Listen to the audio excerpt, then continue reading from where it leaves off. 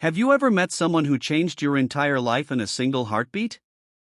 Wait till the end, because this story will remind you that sometimes, fate doesn't knock, it crashes right into you. Before we start, make sure you like this video, subscribe to Heartstrings, and stay with us till the very last second, because this story will melt your heart in ways you won't forget. It was a Monday morning, one of those mornings when everything that could go wrong, did. Rain poured over the city, buses splashed through puddles, and people rushed to work under umbrellas that barely held together. Among them was Maya, a 24-year-old graphic designer, clutching her laptop bag and coffee cup, her heart racing. She was already late for her first big presentation at a top design firm, Skyline Innovations. Her umbrella flipped backward in the wind, her coffee spilled over her sleeve, and she almost tripped on the stairs leading into the towering glass building. "Perfect," she muttered under her breath, half laughing, half panicking. She sprinted through the lobby, ignoring the curious stares, heels clicking wildly against the marble floor. The elevator doors were closing, her one last chance to make it on time. "Hold the elevator, please," she shouted. A hand shot out, pressing the button just in time. The doors slid open, and Maya rushed inside, bumping hard into someone's chest. Her coffee cup flew, splattering across a crisp navy blue suit. "Oh my God, I'm so sorry," she gasped, looking up, and froze. The man in front of her was tall, broad-shouldered, with calm dark eyes that somehow carried both power and warmth. He looked down at her, surprised for a second, then smiled faintly as he wiped the drops from his sleeve. "It's all right," he said, his voice deep but kind. "No harm done." Maya's heart was beating too fast, partly from panic, mostly from something she couldn't name. "I swear, this isn't how I usually meet people," she stammered. "Then maybe you should start," he chuckled softly, and she blushed. They stood in silence as the elevator rose. Maya avoided his eyes, trying to steady her breath, but she couldn't help noticing the small things, the way he adjusted his tie, the slight smile that played on his lips when he caught her glancing. The air between them felt strangely alive. When the elevator dinged at the top floor, she stepped out, muttering, "Thank you again." But before she could walk away, he called out, "Miss, what's your name?" "Maya," she replied, a little breathless. "Nice to meet you, Maya," he said, extending his hand. "I'm Ethan."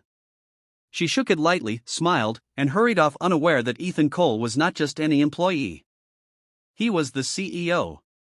Later that morning, Maya stood in the boardroom, trying not to tremble.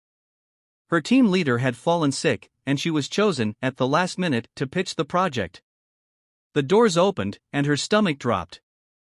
Walking in with quiet confidence was the same man from the elevator, Mr. Ethan Cole, the one she had spilled coffee on. He glanced at her, recognition flashing in his eyes. Maya wished she could disappear. But Ethan didn't say a word, he simply sat at the head of the table, his expression unreadable. As she began her presentation, her voice quivered at first. But something in Ethan's gaze, steady, encouraging, helped her breathe.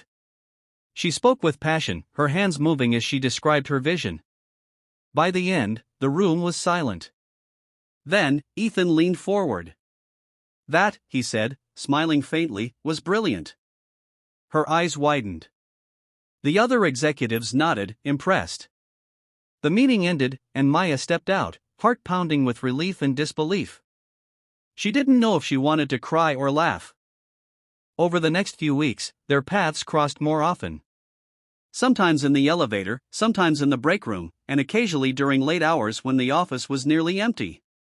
Ethan always greeted her with a quiet smile, and she noticed how his voice softened whenever he spoke to her. Maya tried to ignore her feelings. Falling for the CEO was the last thing she needed, especially when rumors spread fast in the company. But Ethan saw through her walls. One evening, when she stayed late finishing a design, he found her at her desk, eyes tired but determined. "You push yourself too hard," he said, setting down a cup of tea beside her. "I have to," she replied softly. "It's the only way I'll make it." He studied her for a moment, then said something she never forgot. "You already have what it takes, Maya. You just need to believe it as much as I do." That night, she realized it wasn't just admiration anymore, it was love. But love, especially in their world, never comes easy. When the board found out about their growing closeness, whispers turned to accusations. Colleagues began treating her differently, calling her the CEO's favorite. The project she had poured her soul into was reassigned to someone else. Maya felt humiliated, her dreams slipping through her fingers. She confronted Ethan. "This is ruining everything I've worked for," she said, tears in her eyes. "Maybe it's better if I just leave." He looked shattered. "If you go, you'll break more than this company, Maya." But she did leave. Quietly. Without looking back. Months passed. Maya found a new job at a small studio, humble but peaceful. Still, she couldn't stop thinking about him, the man whose eyes had once made her feel seen in a world that looked right through her. Then one afternoon, while she was sketching at a cafe, a familiar voice said, "You still make magic out of nothing." She turned, and there he was, standing in front of her, holding a small coffee cup. "I had to find you," Ethan said. "I stepped away from the company. I realized I couldn't build anything meaningful if I lost the one person who inspired it all." Maya's eyes filled with tears. "You gave all that up?" He smiled gently. "For you? I'd give the world." They stood there in the soft light of the cafe, surrounded by the scent of rain and coffee. No titles. No distance. Just two people who met by accident and found something real.